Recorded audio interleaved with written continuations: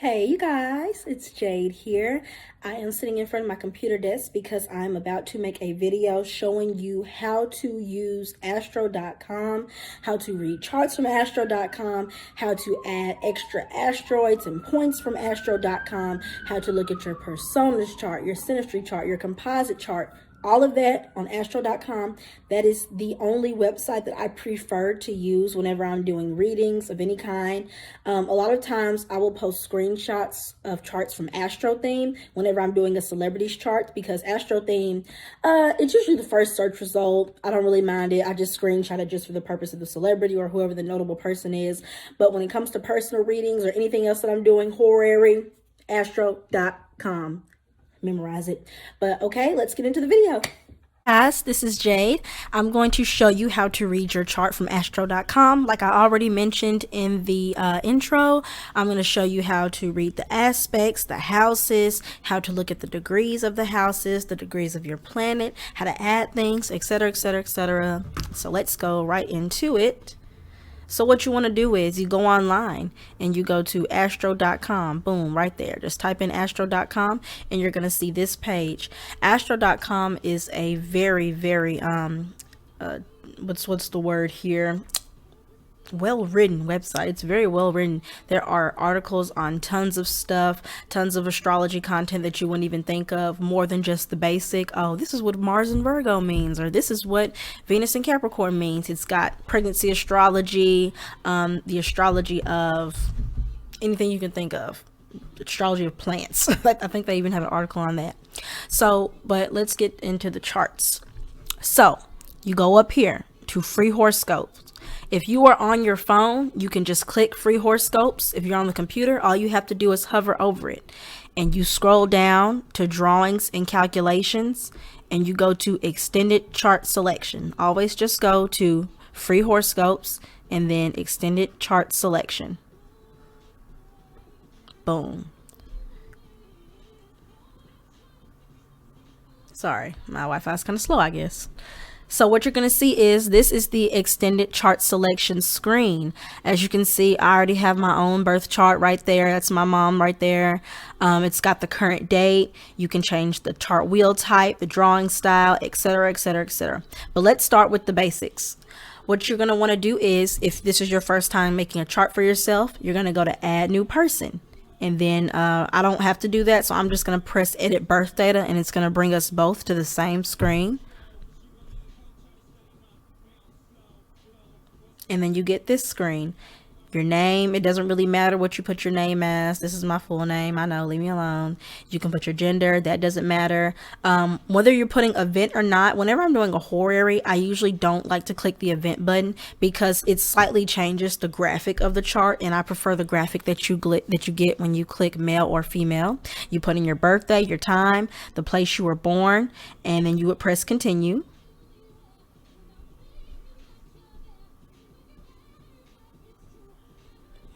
Deja vu.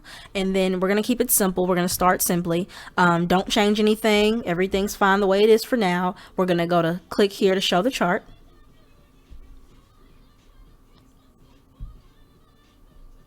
And boom, you got the chart. There's your chart. Now, if you want to get the clearest version of your chart, all you got to do is boom, click it. If you're on mobile, all you got to do is click it. There it is. There's your chart in all its full love and glory. So let's start at the top. You've got your name up here. It shows that I was born on a Monday, August 4th, 1997. I was born in Memphis, Tennessee. It shows the time I was born. I was actually born at 1:21 p.m., but that's a different story. I shouldn't have even told y'all that. Now you're going to be confused. But anyway, disregard my birth time. This is my actual chart. This is my very accurate and actual chart. If we scroll down, you're going to see the aspects, the list of degrees, the modalities right here, fire, air, earth, water. No, this is the elements, and then this is the modalities. Fire, air, earth, water are the elements, and then the modalities, cardinal, fixed, mutable. So let's start from the top. Let's look at the planets. Here we have the sun, the moon, Mercury, Venus. This is the north node, Mars, Chiron, the ascendant, Pluto, Neptune, the IC or the fourth house, Uranus, Jupiter, Saturn, and the descendant. And then up here is the MC, which is the 10th house. Those are all the planets right there. If you look right here, let's zoom in a little bit. That's not what I wanted to do, but whatever.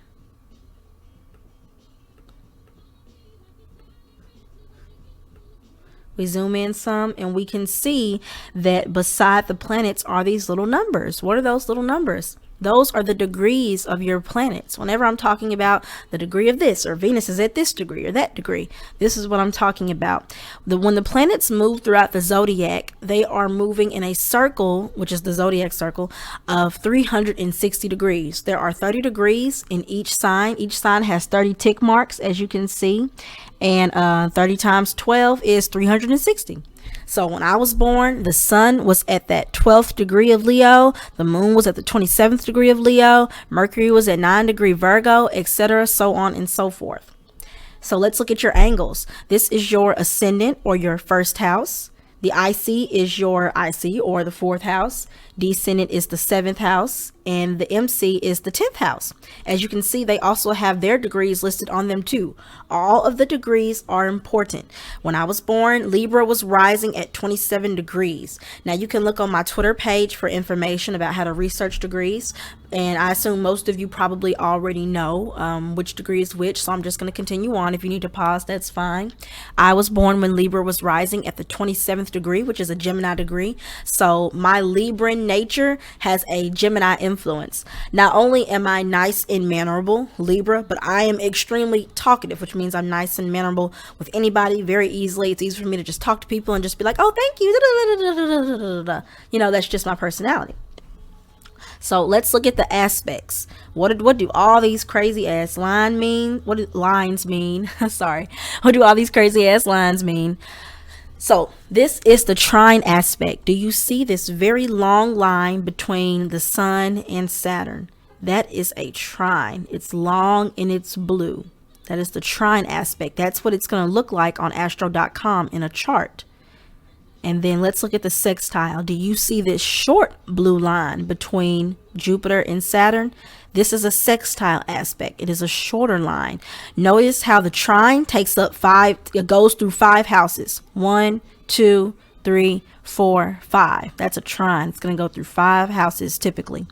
Whenever you have a sextile, it'll usually go through about 3 houses, 3 to 2.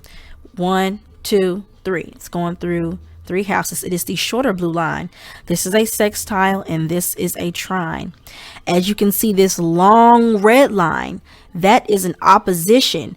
Oppositions go straight across.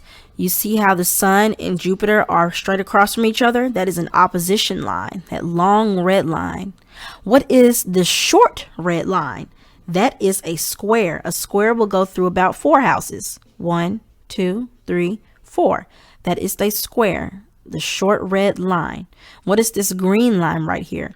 That is the inconjunct. You can always tell what the inconjunct is because it's really the only line that stands out the most. It's green and it's dotted.